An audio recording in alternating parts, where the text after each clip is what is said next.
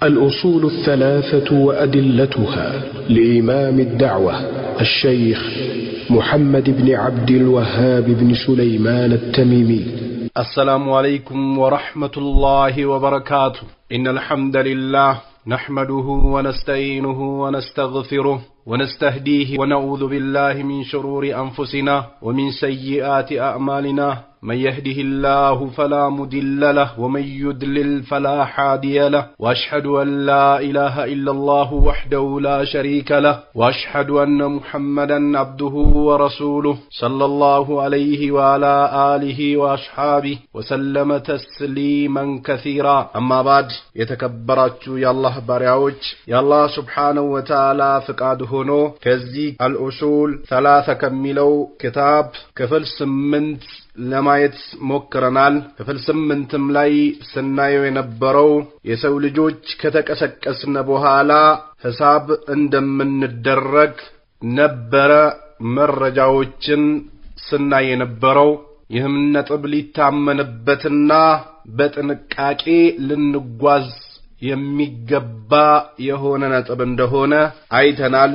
ቀጥሎም ደግሞ በዚህም በመቀስቀስ የካደ ከእስልምና እንደሚወጣ አይተናል። ቀጥሎም አላህ ሱብሓነሁ ወተዓላ በላካቸው ሩሱሎች ማመን ከእምነት አካል እንደሆነ አይተናል። የመጀመሪያቸው ነብዩላህ ኑህ እንደሆኑ አይተናል። የመጨረሻቸው ደግሞ ነብዩና ሙሐመድ አለይሂ ሰላቱ ወሰላም እንደሆኑ አይተናል። ቀጥሎም በእያንዳንዱ ኡማ ላይ አላህ ሱብሓነሁ ወተዓላ መልእክተኛን እንደላከ የመጀመሪያቸው ነብዩላህ ኑህ እንደሆኑ የመጨረሻቸው ደግሞ ነብዩ ሙሐመድ አለይሂ ሰላቱ ወሰላም እንደሆኑ አይተናል። ይህም ሊታመንበት ግድ የሚል ነጥብ እንደሆነ አይተናል። ከነብዩ ሙሐመድ አለይሂ ሰላቱ ወሰላም በኋላ ነብይ ነኝ ብሎ የሚመጣ ደጃል ወይንም ደግሞ ከዛብ እንደሆነ ተመልክተናል። ለዚህም ቁርአንና ሐዲስን ለማየት ሞክረናል። ዛሬ የምናየው አላህ سبحانه وتعالى فقاد كهونه وافترض الله على جميع العباد الكفر بالطاغوت والإيمان بالله. قال ابن القيم رحمه الله تعالى: معنى الطاغوت ما تجاوز به العبد حده من معبود أو متبوع أو مطاع. وافترض الله سبحانه وتعالى قديتا አድርጓል على جميع العباد በባሪያዎቹ በአጠቃላይ ግዴታ አድርጓል። አላህ ሱብሓነሁ ወተዓላ አልኩፍራ መካድን ግዴታ አድርጓል። በምን ከተባለ በጣጉቲ በጣጉቶች መካድ ግዴታ አድርጓል። ወልኢማኑ ቢላሂ በአላህ ሱብሓነሁ ወተዓላ ማመንን ግዴታ አድርጓል። ይህ በአላህ ማመንን በጣጉት መካድን በባሪያዎቹ ላይ ግዴታ አድርጓል። በጣጉት ያልካደ አካል በአላህ ሱብሓነሁ ወተዓላ አምኛለሁ ማለቱ ፋይዳ የለው።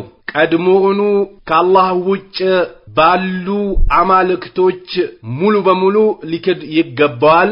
ይህንን መካዱን ካስገኘ በኋላ ኢማን ቢላሂ በአላህ ሱብሓነሁ ወተዓላ ማመኑን ማረጋገጥ አለበት። ለዚህ ነው አላህ ሱብሓነሁ ወተዓላ ቁርአኑ ላይ ፈመን የክፉር ቢጣጉቲ በጣጉቶች የካደ ወዩእሚን ቢላሂ በአላህ ያመነ ፈቀድ እስተምሰከ ቢልዑርወቲል ውስቃ አንካራ የሆነችዋን ገመድ ይዟል ይላል አላህ ሱብሓነሁ ወተዓላ። እሷም ምንድነች ከተባለ ላኢላሃ ኢላላህ ነች። ለንፊሳመ ለሃ ለሷም ደግሞ መበጠስ የሌላት የሆነችዋን ገመድ ይዟል። ወላሁ ሰሚዑል ዓሊም አላህ ሱብሓነሁ ወተዓላ ሰሚና አዋቂ የሆነ ጌታ ነው ይላል።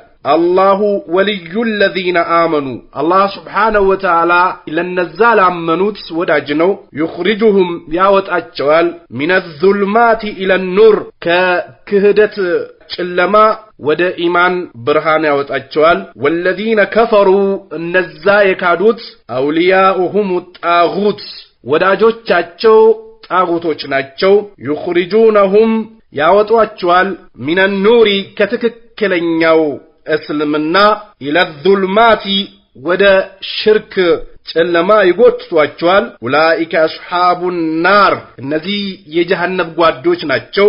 ሁም ፊሃ ኻሊዱን ጀሃነም ውስጥ ዘውታሪዎች ናቸው ይላል አላህ Subhanahu Wa Ta'ala። ስለዚህ ወፍተረደ አላህ ግዴታ አድርጓል አላ ጀሚዕል ዒባድ በባሪዎቹ በአጠቃላይ አልኩፍር መካድን በጣጉቶች መካድ والإيمان بالله بالله سبحانه وتعالى ማመንን ግዴታ አድርጓል። ይህም የላ ኢላሃ ኢላላህ ትርጉም ነው። ላ ኢላሃ ብሎ ማለት ከአላህ ውጭ ባሉ አማልክቶች ሙሉ በሙሉ መካድ ማለት ነው። ኢላላህ የሚለው ደግሞ ላ ማዕቡደ ቢሐቅን ኢላላህ ማለት ነው። ከአላህ ውጭ በሐቅ የሚመለክ ጌታ የለም ብሎ ማጽደቅ ነው። ይህም ነፍኢና ኢስባት ይባላል። ከአላህ ውጭ ያሉ አማልክቶች ላይ መካድና በአላህ ያለን እምነት ማረጋገጥ ተብሎ በሁለት ይከፈላል። ይህንን አላህ Subhanahu Wa Ta'ala በባሪያዎች ላይ ግዴታ አድርጓል ይላል። ቃለ ኢብኑ ቀይም ረሕመቱላሂ ተዓላ ዐለይሂ ይላል ማዕነ ጣጉት የጣጉት ትርጉሙ ማ ተጃወዘ ቢሂል ዐብዱ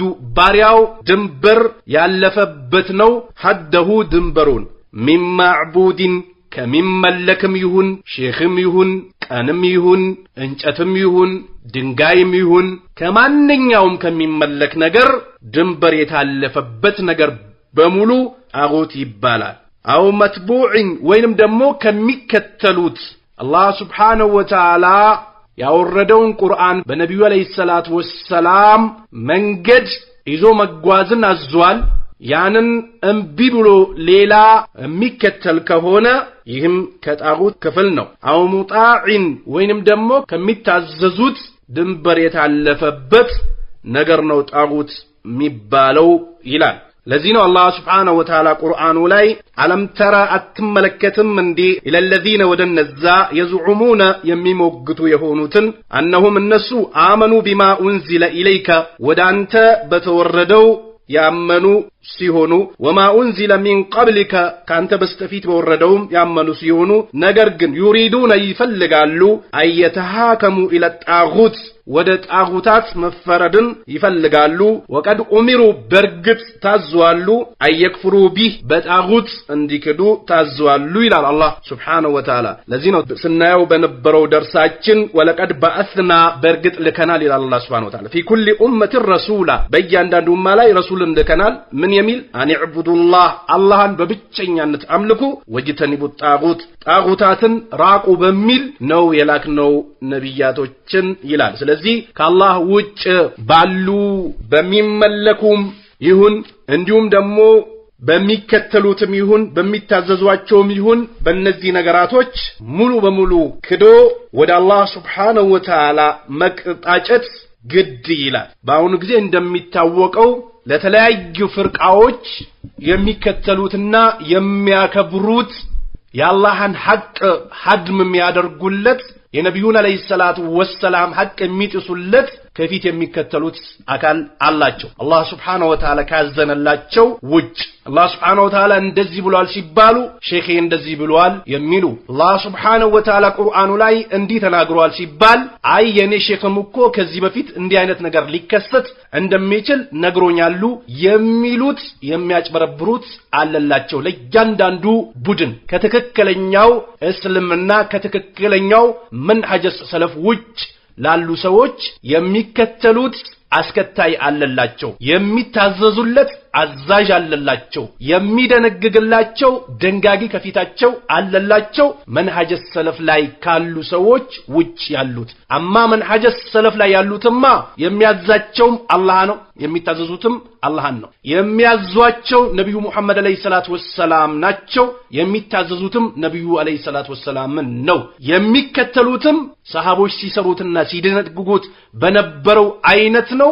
ሌላ አማራጭ የላቸው። ሌሎችማ በየጊዜው ይቀጥፋሉ፣ ይሞግታሉ፣ ይወጣሉ፣ ይወርዳሉ። ይህ በእስልምና ድንጋጌ ሙሉ በሙሉ ሐድም የተደረገበትና ልንከለከልበት የታዘዝንበት ጉዳይ ነው። አንድ ሼኽ አንድ ዳዕዋ አድራጊ አስተማሪ አካል የአላህ Subhanahu Wa Ta'ala ቁርአን ሊነግረን ይችላል፣ የነብዩን አለይሂ ሰላቱ ወሰላም ሐዲስ ሊነግረን ይችላል፣ ሊያብራራልንና ወደ መንሐጀ ሰለፍ ሊጠራ ይችላል። ያንን ሰው ግን ግን ፈራጅና ቆራጭ እንዲሁም ደግሞ ቢስትም ምንም ቢያደርግ እሱ ያለው እውነት ነው ከሱ ውጭ ያለው በሙሉ ስህተት ነው የሚባል ከሆነ ይህ እስልምና በጥብቅ የሚያወግዘው ነው። ዛሬ ሱፊዮች በየቦታው እንደሚያደርጉት ማለት ነው። ለጉዳያችሁ ምን ደርሳለን፣ ጉዳያችሁ ምን እናቃለን፣ ነገ እንደዚህ አይነት ነገር ሊመጣ ነው፣ ከዚህ በፊትም እንደዚህ አይነት ነገር አልፈዋል፣ የሆነ ሙሲባን ሲደርስባችሁ እኛን ጥሩ፣ የቂያማ ቀንም እኛ ከፊት እንቀርብላችኋለን፣ አብሽሩ፣ እንደው በህይወት ባለንበት ብቻ ሳይሆን ከሞትንም በኋላ ጥሩን፣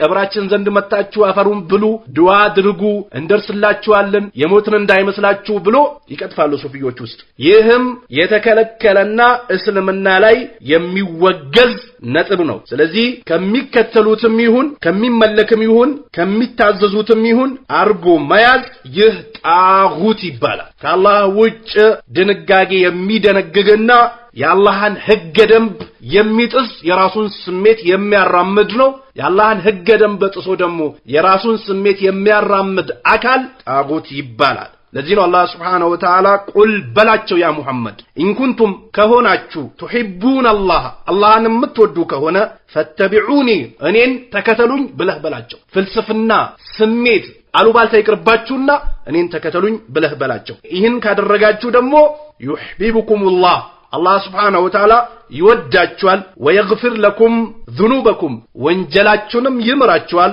والله غفور رحيم አላህ ይቅር ባይና አዛኝ የሆነ ጌታ ነው ይላል። በሌላም የቁርአን አንቀጽ ላይ ምን ይላል አላህ Subhanahu Wa Ta'ala ቁል በላቸው ያ ሙሐመድ አጢኡላህ አላህን እሺ በሉ፣ ለአላህ እጅግራችሁን ስጡ። ሰማይን ምድር ለፈጠረው ዝናብን ሽውታውን የሰው ልጅ ከሌለበት ያስገኘው ቂያማንም የሚያመጣው የሆነው ጌታ አላህን እሺ በሉ። ወረሱል መልእክተኛውንም እሺ በሉ። ፈይን ተወለው ከዚህ ውጭ እምቢ ብሎ ዞር ካሉ ሼክ የሚከተሉ ከሆነ የቀብር አፈር የሚበሉ ከሆነ ጓሮ ለጓሮ የሚሽከረከሩ ከሆነ እምነታቸውን ለጫት የሚሸጡ ከሆነ እምነታቸውን ለጥቁር ዶሮ የሚሸጡ ከሆነ እምነታቸውን ለጥቁር በሬ የሚሸጡ ከሆነ እምነታቸውን ለኮሽታ የሚሸጡ ከሆነ እምነታቸውን በየመንደሩ ሻሽ ተከናንቦ ጫት ለሚበሉ ገላቸው ለሚሸት ጥፍራቸውን ለማይቆርጡ ሰላት ስገዱ ሲባሉ አርሽ ነው የምንሰግደው ለሚሉ ሰዎች እምነታቸውን አሳልፎ የሚሸጡ እምቢ የሚሉ ከሆነ ፈይን ተወለው ዞር ካሉ ፈኢነላህ አላህ እኮ ላ ዩሂቡል ካፊሪን ካህዲያንን አይወድም በጭራሽ። አላህን እሺ የሚሉት ባዘዛቸው የሚታዘዙ በከለከላቸው የሚከለከሉ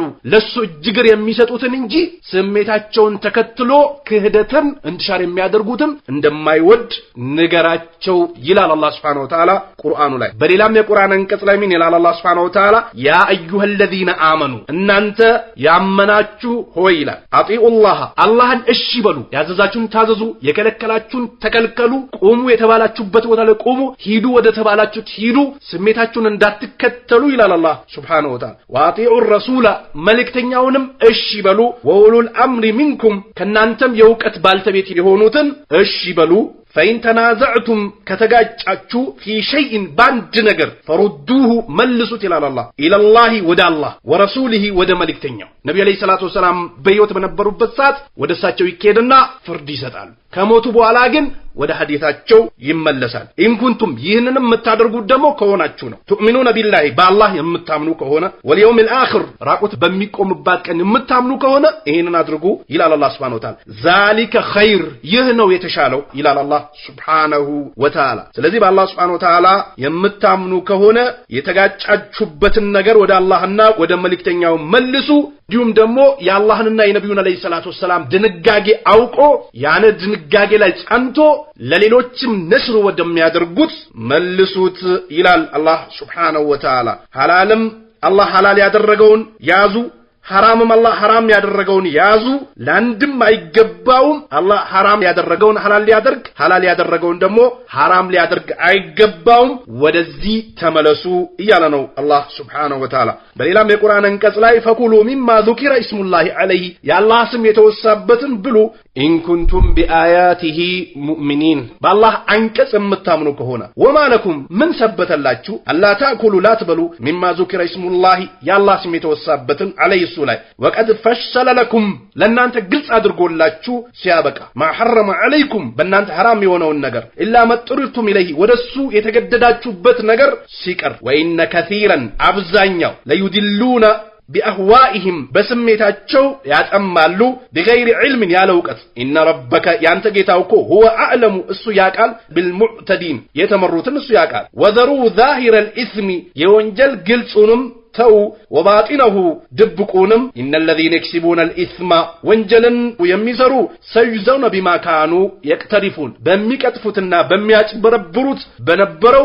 ይመነዳሉ ይላል ولا تأكلوا مما لم يذكر اسم الله عليه ያላህ ስም ያልተወሳበትን እንዳትበሉ وإنه لفسق እሱኮ ፍስቅ ነው وإن الشياطين ሸይጣኖች እኮ ليوحون إلى أوليائهم ወዳጆቻቸው ወህይ ያደርጋሉ ليجادلوكم ሊከራከሯችሁ وإن أطعتموهم ከተዛዛቻቸው إنكم لمشركون እናንተ ሙሽሪኮች ናችሁ አላህ ካወረደው ሕገ ደንብ ውጭ ሸይጣንን የምትከተሉና ጣጉታትን ስሜትን ደመነፍስን ከአላህ ሕገ ደንብ ውጭ ያለውን ነገር የምትከተሉና የምትፈጽሙ ከሆነ እናንተ ሙሽሪኮች ናችሁ ይላል አላህ Subhanahu Wa Ta'ala ስለዚህ አላህ Subhanahu Wa Ta'ala ያላህን ሕገ ደንብ መከተል እንዳለብን አደራ ይለናል ሸይጣን የበከተን በመብላት ያዛል ያላህ Subhanahu Wa Ta'ala ስም የተወሳበትን እንዳይበላ ያዛል ይህ ከሽርክ ነው ይላል አላህ Subhanahu Wa Ta'ala እሺ والطواغيت كثيرة ورؤوسهم 5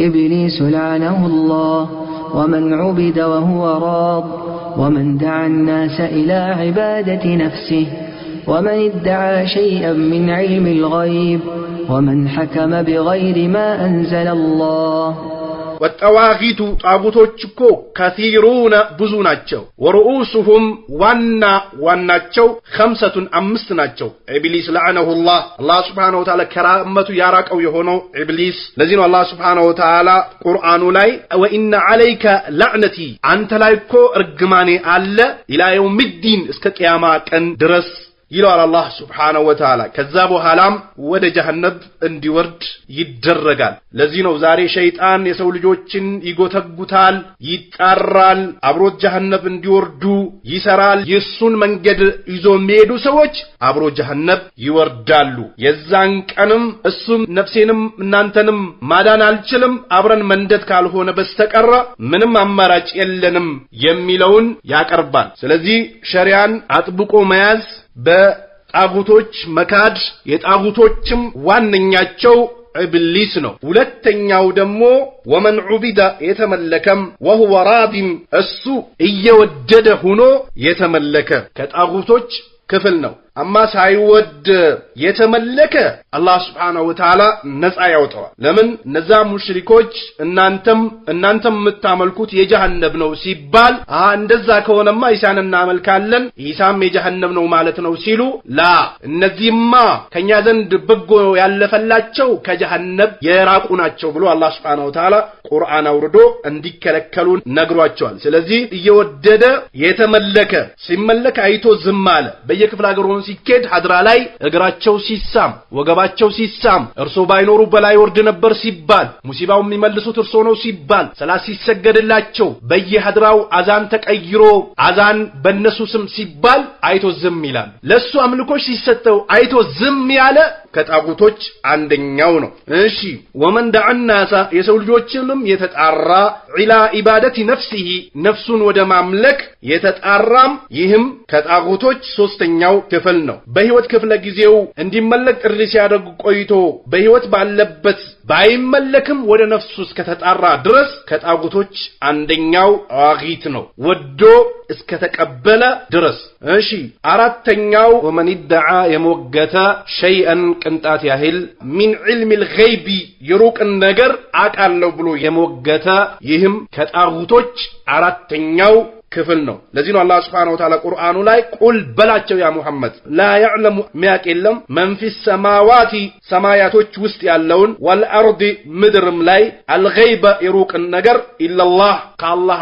ውጭ ዛሬ የሩቅ ነገር ከትክክለኛው ከመንሃጀ ሰለፍ ውጭ ያሉ ሰዎች ያከፋፍሉታል ይሰጡታል ይመድቡታል የሩቅ ነገር hatta ለሊት ለሚጮሁ ወፎች ራሱ ይሰጣሉ ስጮህ የሆነ ነገር ሊከሰት ነው የሆነ ነገር ይዛ መጣለች ብሎ ያስባል የሆነ እንቅፋት ሲመጣቸውም የሆነ ነገር ከፊት አለ ብሎ የማያከፋፍሉት የለም ያከፋፍሉታል ነገር ግን አላህ Subhanahu Wa Ta'ala ሰማያትም ምድርም ውስጥ ያለውን የሚያውቅ የለም ከአላህ በስተቀር ይላል ኢላላህ ከአላህ በስተቀር ወማ يشعرون አያቁም አያነ ይብዓቱን መቼ እንደሚቀሰቀሱም አያቁም ይላል አላህ Subhanahu Wa Ta'ala ስለዚህ የሩቅ ነገር አቃለው የሚል ይህም ከጣጉት አካል ነው ለዚህ ነው አላህ Subhanahu Wa Ta'ala በሌላም የቁርአን አንቀጽ ላይ ዓሊሙል ገይቢ የሩቅን አዋቂ የሆነው አላህ Subhanahu Wa Ta'ala ፈላ ይዝሂሩ ግልጽ ያደርግም አላ ገይቢ ከሩቅ ነገሩ አሐዳ አንድንም አካል አያሳትፍም ይላል አላህ Subhanahu Wa Ta'ala አምስተኛው ወመን ሐከመ የፈረደ بغير ما انزل الله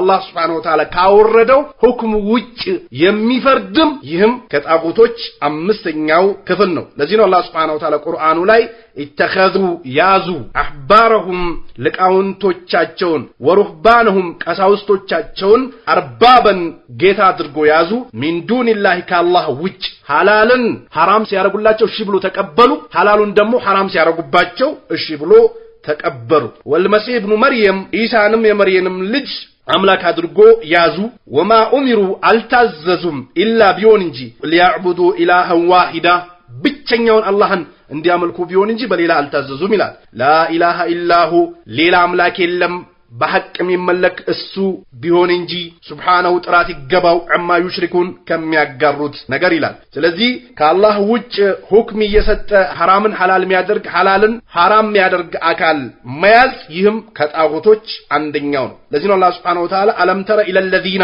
ወደነዛ ተመለከተም እንዴ የዙዑሙነ የሚሞግቱ የሆኑ አነሁም አመኑ አምነናል ብሎ ቢማ ኡንዚለ ኢለይከ ወዳንተ በተወረደው ወማ ኡንዚለ ሚን ቀብሊከ ካንተ በስተፊትም በተወረደው አምነናል የሚሉትን አትመለከተም ይላቸዋል ይሪዱና ይፈልጋሉ ደግሞ አየተሃከሙ ለጣጉት ወደ ጣጉት ከአላህ ውጭ ወዳለ መዳኘትን ይፈልጋሉ ወቀድ ኡሚሩ በርግ ታዞ ሲያበቁ አይክፍሩ እንዲክዱ ቢሂ በሱ ወይሪዱ ሸይጣን ይፈልጋል አይዲለሁም ሊያጠማቸው ደላለን በዒዳ ሩቅ የሆነ ጥምትን እንዲያጠማቸው ይፈልጋል ወይዛ ቂለ ለሁም ለነሱም በተባሉ ጊዜ ተዓለው ኑ በተባሉ ጊዜ ኢላማ አንዘለላሁ አላህ ወደ ወረደው ኑ ሲባሉ ወይ ለረሱል ወደ መልእክተኛው ሁክም ኑ ሲባሉ ራይተል ሙናፊቂና ሙናፊቆችን ተመለከታቸዋል የሱዱና አንከ ሱዱዳ ካንተ መንገድን ሲዘጉ ተመለከታቸዋል ይላል ፈከይፈ እንዴት ይሆናሉ ኢዛ አሳበቱሁም ሙሲበቱን ሲሰሩት በነበረው ነገር ሙሲባ ሲያገኛቸው ቢማ ቀደመት አይዲህም እጃቸው ባሳለፈችው ثم جاءوك ከዛም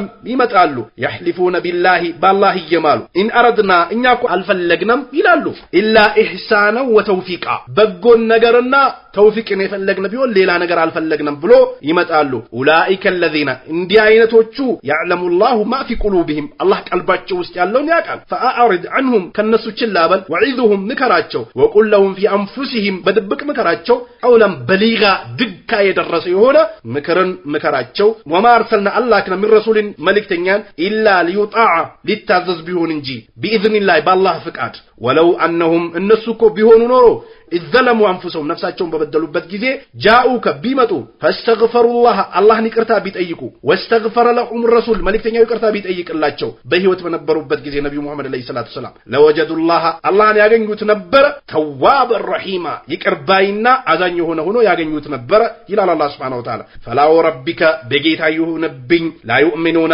አያምኑም hatta yuhakkimuka እስኪያፈርዱ ድረስ ፊማ ሸጀረ በይነሁም በመካከላቸው በተከሰተው ክስተት ثم لا يجدوا ከዛም ላይ ያገኙ ነው في انفسهم حرجا ነፍሳቸው ላይ ያለ መቀበልን ላይ ያገኙ ነው ሚማ ቀደይተ አንተ በወሰንከው ወይሰልሙ ተስሊማ እጅ መስጠትን ሊሰጡ ነው ይላል አላህ Subhanahu Wa Ta'ala ስለዚህ ለአላህ ሁክም እጅግር ሰጥቶ ከአላህ ውጭ ባሉ ሁክሞች መካድ ግድ ይላል ካልካደና ወደዛ የሚጣራ ወደዛ የሚጎትትና ወደዛ ነገር የሚሸሽ ከሆነ ይህም ከጣጉቶች አንደኛው ነው ለዚህ ነው አላህ Subhanahu Wa Ta'ala ቁርአኑ ላይ ወመን ለም يحكم የማይፈርድ بما انزل الله አላህ Subhanahu Wa Ta'ala ባወረደው ፈውላይኩሙል ካፊሩን እነዚህ ካዲያኖች ናቸው ይላል በሌላም የቁርአን አንቀጽ ላይ ወመን ለም يحكم بما انزل الله አላህ ባወረደው ፍርድ የማይፈርድ ፈውላይኩሙል ዛሊሙን እነሱ በደለኞች ናቸው ይላል በሌላም የቁርአን አንቀጽ ላይ ወመን ለም يحكم بما انزل الله አላህ ባወረደው ፍርድ የማይፈርድ ፈውላይኩሙል ፋሲቁን እነዚህ ፋሲቆች ናቸው ይላል ስለዚህ ከአላህ ሁክም ህግ ደንብ ድንጋጌ ሌላን የሚመርጥና ወደ ሌላ የሚሄድ አካል ካለ ይህም ከጣጉቶች አንደኛው ክፍል ነው ይህንንም ሲያደርግ ከአላህ ሁክም እሱ የሚዳኝበትና የሚዳኝበት የተሻለ ነው ካለ ከእስልምና ሻንጣውን ጠቅልሎ ይወጣል። ነገር ግን ለስሜቱ ለሚያገኘው ጥቅም ካለመመቸት ካለማወቅ ከአላህ ሁክም ውጭ የሚዳኝና የሚዳኝ አካል ኩፍርን ዱነ ኩፍር ከኩፍር ውጭ ያለ ኩፍር ነው፣ ከባድ የሆነ ወንጀል ነው። ከዚህም ቢሆን ሊራቅ ግድ ይላል። አማ የአላህን ሁክም አሳንሶ ከጊዜው ጋር አይሄድም፣ ይህ ቁርአን ለአሁን አይሆንም፣ አሁን ካለነበት ሰዓትና ጊዜ ጋር አብሮ አይሄድም ሚል ከሆነ ከእስልምናው ሻንጣውን ጠቅልሎ ይሄዳል። ነገር ግን የአላህን ህገ ደንብ እያላቀ ከአላህ ህገ ደንብ ውጭ ያለ ህገ ደንብ ባጥል እንደሆነና የማያገለግል እንደሆነ የማይጠቅም እንደሆነ እያወቀ ግን ለጊዜው ለሚያገኛት ጥቅም ተሸውዶ የሚያደርግ ከሆነ ኩፍርን ዱነ ክፍር ነው። ልክ አብደላህ ኢብኑ አባስ እንደፈሰረው ሰለፎቻችን እንደፈሰሩት በዚሁ ነው የምንረዳው። ዛሬ በዚህ የቁርአን አንቀጽ ከአህለ ሱና መንሃጅ ውጭ ያሉ ተክፊሮች ስለሚያጭበረብሩበት ማለት ነው። ትክክለኛ የተፈለገበትን ሁክም አያቁም። ከላይ ላይ ዛሂሩን እየቀሩ የሰው ልጆችን ከእስልምና ጠርጎ ያስወጣሉ። ያወቁትንም ያላወቁትንም ሲዳኝ የሚያዩት ያላዩትንም ሲዳኝ ማይቶ ምክንያቱ ምንድነው ብሎ ሳይጠይቁ ያገኙት ላይ የኩፍርን ድንጋጌ ስለሚደነግጉ ይህ ከጅህልና አንደኛው ጅህልና ነው። ለራሳቸው ግን የማይወጥቁበት የኩፍር መስአላ የለም። ማክፈር በማየትና በመስማት ቢሆን ኑሮ እነሱም ከእስልምና ሻንጣቸውን ጠቅልሎ ይወጡ ነበር። ነገር ግን ለማክፈርም ለመክፈርም ለመስለምም እስልምና ውስጥ ለመቆየትም ከእስልምና ለመውጣትም አላህ Subhanahu Wa Ta'ala ነጥቦችን አስቀምጧል። ያንን ህገ ደንብ ሲጥስ ከእስልምና ይወጣል። ያንን ነገር ደግሞ ተግብሮና ፈጽሞ ወደ እስልምና ከገባ እስልምና ክልል ውስጥ ይሆናል። ስለዚህ የአላህ ሁክም የአላህ ህገ ደንብ ከጊዜው ጋር አይሄድም፣ ለኛ አይመችም፣ ታውኑ ጊዜ አብሮ አይሄድም የሚል ከሆነ ይህ ግልጽ የሆነ ኩፍር ነው። አማ ስሜቱን የዱንያን ጥቅማ ጥቅም ወይንም ደግሞ ያለመቻልን ተከትሎ የሚመጡ ውስጡ ላይ የአላህን ቁርአን እያላቀና ከአላህ ህገ ደንብ ውጭ ሌላ ህገ ደንብ እንደሌለ እያወቀ የተዳኘ አካል ካለ ግን ኩፍሩን ዱነ ኩፍር ነው፣ ከኩፍር ውጭ ያለ ኩፍር ነው። ልክ ሰሃቦች እንደተረጎሙት ይህን ነው የምንቀበለው። ወንጀል ነው። ከዚህም ወንጀል ልንወጣና ልንርቅ ግድ ይለናል። እሺ ወደ ክታባችን ስንመለስ والدليل قوله تعالى لا إكراه في الدين قد تبين الرشد من الغي فمن يكفر بالطاغوت ويؤمن بالله فقد استمسك بالعروة الوثقى لا انفصام لها والله سميع عليم. وهذا معنى لا إله إلا الله. وفي الحديث رأس الأمر الإسلام وعموده الصلاة وذروة سلامه الجهاد في سبيل الله والله أعلم. تمت بحمد الله. والدليل قوله تعالى لزم الله سبحانه وتعالى قرآن مرجانو إلى بتاغوت سلمكات بالله سبحانه وتعالى سلمامن لا إكراه ማስገደድ የለም ፊዲን እዲን ውስጥ ይላል። የእስልምና ህገ ደንብ ግልጽ ከሆነ በኋላ የሰው ልጆች ላይ ቀልባቸው ውስጥ ኢማን እንዲጸና ማስገደድ የለም። በዚህ የቁርአን አንቀጽ ኹዋኖች ስለሚያጭበረብሩበትና ስለሚዋሹበት ያለ ቦታው ስለሚተረጉሙት ማለት ነው የተፍሲር ሊቃውንቶች ዘንድ የተለያየ አስተያየቶች ቢኖሩም ኢኽዋኖች ግን ካልተፈለገበት ትርጉም ውጭ ነው የሚያስቀምጡት። የሰው ልጅ ከአላህ ውጭ ላለ አካል ሲሰግድም ካዩ ላይክራ ፊዲን ይላል። ከሰዎች ጋር ለመግባባትም ሲፈልጉ ላይክራ ፊዲን ይላል። ለሰው ልጆች ከእስልምና ውጭ ሌላን አምላክ እንዲያመልኩ ነፃነት ለመስጠት ሲፈልጉ ላይክራ ፊዲን ይላሉ። ስለዚህ ይህ እነሱ የሚቀጥፉት ቅጥፈት እንጂ እስልምና ውስጥ የተፈለገበትን አይደለም እያስቀመጡ ያሉት። ሲፈልጉ ቁል ያ አዩል ካፊሩን የሚለውን ቁርአን እየጠቀሱ በዲን ላይ ሁርያን ይሰጣሉ።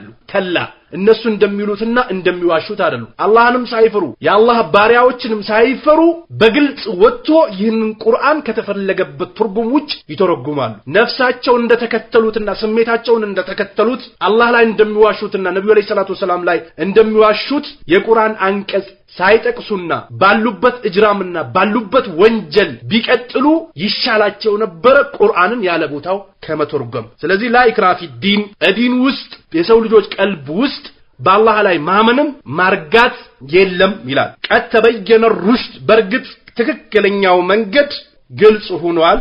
من الغي كتمتو إلى الله سبحانه وتعالى فمن يكفر بالطاغوت بطاغوت يمكد ويؤمن بالله بالله سبحانه وتعالى يميامن فقد استمسك برغت إزوال بالعروة الوثقى ጠንካራ የሆነችዋን ላኢላሃ ኢላላህን ይዟል። ይህ የላኢላሃ ኢላላህ ትርጉም ነው። በጣዖት መካድ በአላህ Subhanahu Wa Ta'ala ማመን የላኢላሃ ኢላላህ ትርጉም ነው። لا إكراه في الدين قد تبين الرشد من الغي فمن يكفر بالطاغوت كالله وجه بالو أمالكتوች يكاد ويؤمن بالله بالله يامن فقد استمسك بالعروة الوثقى ትክክለኛውን لا إله إلا الله አጥብቆ ይዟል ይላል። እንግዲህ በዚህ ቁርአን ላይ ሶስት አይነት ትርጉሞችን አስቀምጠዋል የእስላም ሊቃውንቶች። የመጀመሪያው ልክ መጀመሪያ ስናየው እንደነበረው የሰው ልጆች ላይ ኢማን ማርጋት መቻል የለም በአላህ Subhanahu Wa Ta'ala ፍቃድና በአላህ Subhanahu Wa Ta'ala ፍላጎት ቢሆን እንጂ ማለት ነው። ሁለተኛው ደግሞ አህለል ክታቦች ላይ ነው የወረደው ጂዚያን እየተናነሱ ሆኖ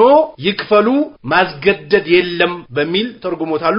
ሶስተኛው ደግሞ ስለ ጂሃድ ያሉ አንቀጾች ከመምጣቱ በፊት የወረደ ቁርአን አንቀጽ ነው በአያተል ጂሃድ ላይ ተነስኳል የሚሉ አሉ። ነገር ግን ዑለማዎች የሚያስቀምጡት ራጂሁ የሰው ልጆች ቀልብ ውስጥ ኢማንን ማርጋት አይቻልም አላህ Subhanahu Wa Ta'ala የፈቀደለት ካልሆነ በስተቀር ማለት ነው ብሎ ተርጉሞታሉ። ኸዋኖች ለተለያየ ነገር ስለሚተረጉሙትና የተለያየ ውሸቶችን በዚህ ቁርአን አንቀጽ ስለሚዋሹ እሺ وهذا معنى لا اله الا الله ይህም የላ ኢላሃ ኢላላህ ትርጉም ነው የሚያስጨብጠን ይህ የቁርአን አንቀጽ ከአላህ ውጭ ባሉ አማልክቶች መካድ በአላህ Subhanahu Wa Ta'ala ማመን የሚለው የላ ኢላሃ ኢላላህ ትርጉም ነው የሚያስይዘን وفي الحديث በሐዲስም ላይ ይላል ራሱል አምሪ አልኢስላም የነገሩ ቁንጮ ላ ኢላሃ ኢላላህ ላ ኢላሃ ኢላላህ የሌለው ሰው እስልምና የሌለው ሰው ያለ አንገት መኖር ማለት ነው። የነገሩ ዋናው ቁንጮ የሰውነት ክፍል ዋናው አንገቱ ፓርትና አካል እስልምና ነው። ለአላህ እጅግር መስጠት ነው አሉ ነብዩ አለይሂ ሰላት ወሰላም። አንገት የሌለው ሰው ሌላው አካሉ ሊቆምና ሊስተካከል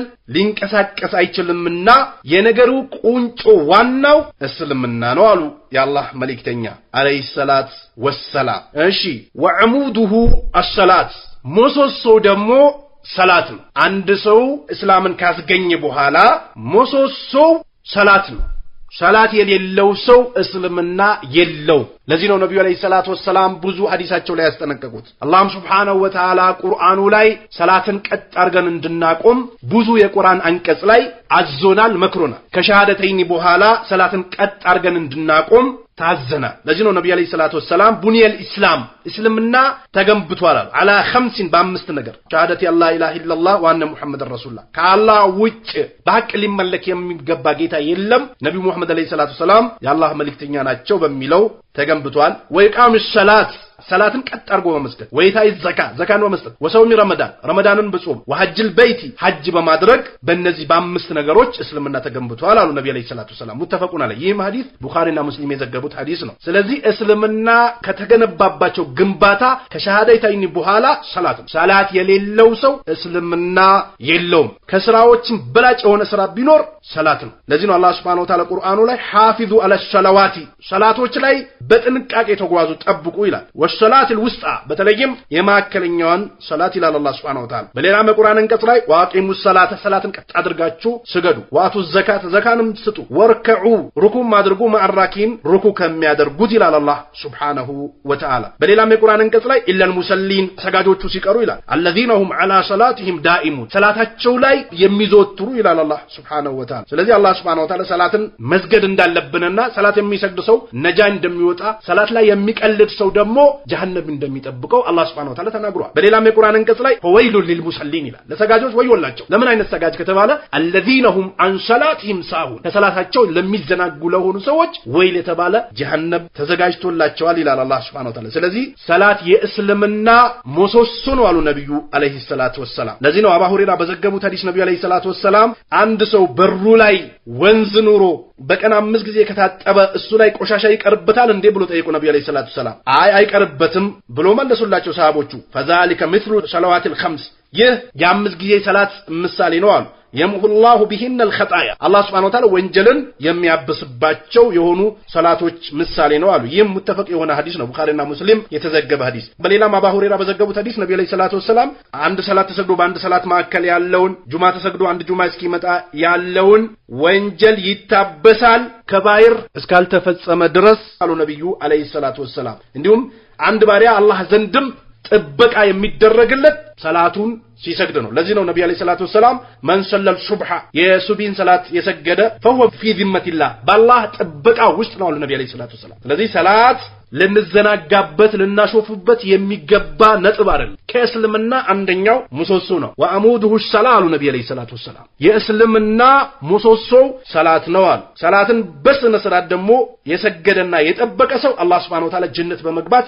ቃል ገብቶለታል። በሌላ ሐዲሳቸው አወሉ ማ ይሐሰቡ ቢሂ العبد የመጀመሪያ የቂያማ ቀን ሂሳብ የሚደረገው ባሪያ አሉ የውመል ቂያመት የቂያማ ማለት ሰላት ነው። ፈይን ሰላቱ ትክክል ከሆነችለት ሰላህ ለሁ ሳኢሩል አዕማል ሌላኛውም ስራ የተስተካከለ ይሆንለታል አሉ ነብዩ አለይሂ ሰላቱ ወሰለም። ወይም ፈሰደ ሳኢሩል አዕማል ሰላቱ ከተበላሸች ሌላውም ስራው የተበላሸ ነው አሉ። ይህንንም ሐዲስ ጠበራኒ አውሰጥ ላይ ዘግቦታሉ። ሐዲሱም ሐሰን ነው። ስለዚህ ሰላት የቂያማ ቀን ኑርም ሆኖ ይመጣል። ነብዩ አለይሂ ሰላቱ ወሰለም አሰላቱ ኑሩን ብለዋል። ሰላት ብርሃን ነው ብለዋል። ይህም ሙስሊም የዘገበው ሐዲስ ነው። ስለዚህ ሰላት አላህ Subhanahu Wa Ta'ala በባሪያዎቹ ግዴታ አድርጓል። ይህንን ሰላት የተወሰው እስልምናው ፉርሽ ይሆንበታል። ለዚህ ነው ዑለማዎች ዘንድ ሰላትን የተወ አካል ይከፍራል ብሎ አስቀምጧል። አይሰገድበትም፣ ከሙስሊምም አይቀበርም።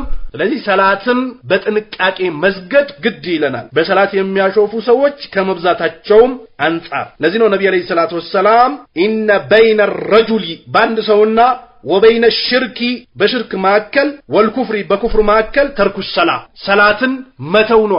አንድ ሰው ሰላት ሲተው ሙሽሪክ ይሆናል፣ ካፍር ይሆናል። ይህም ሐዲስ ሙስሊም የዘገበው ሐዲስ ነው። ስለዚህ ሰላታችን በጥንቃቄ ልንሰግድ ግድ ይለናል። እስልምና የተደነገገበት አንደኛው ምሰሶ ነው። ለዚህ ነው አብዱላህ ኢብኑ መስዑድ ረዲየላሁ ተዓላ ዐንሁ መን ሰረሁ አየልቀላህ ገደም ሙስሊማን ነገ ሙስሊም ሆኖ አላህን መገናኘት የሚፈልግ فليحافظ على هؤلاء الصلوات በእነዚህ ሰላቶች ይጠባበቃሉ። ስለዚህ ሰላት እስልምና ከተመሰረተበትና ከተደነገገበት ምሰሶ ነውና ሰላትን የሚተው ሰው ትልቅ አደጋ ላይ ነው ያለውና ሰላታችን አጥብቀን ልንሰግድ ግድ ይለናል። ሰላት የሌለው ሰው እስልምና እንደሌለው ሊያቅ ይገባል። ስለዚህ ለዚህ ነብዩ አለይሂ ሰላቱ ወሰለም ሐዲታቸው ላይ ራሱል አምር የነገሩ ቁንጮ እስልምና ነው። ወአሙዱሁ ሰላት ምሰሶ ደግሞ ሰላት ነው አሉ።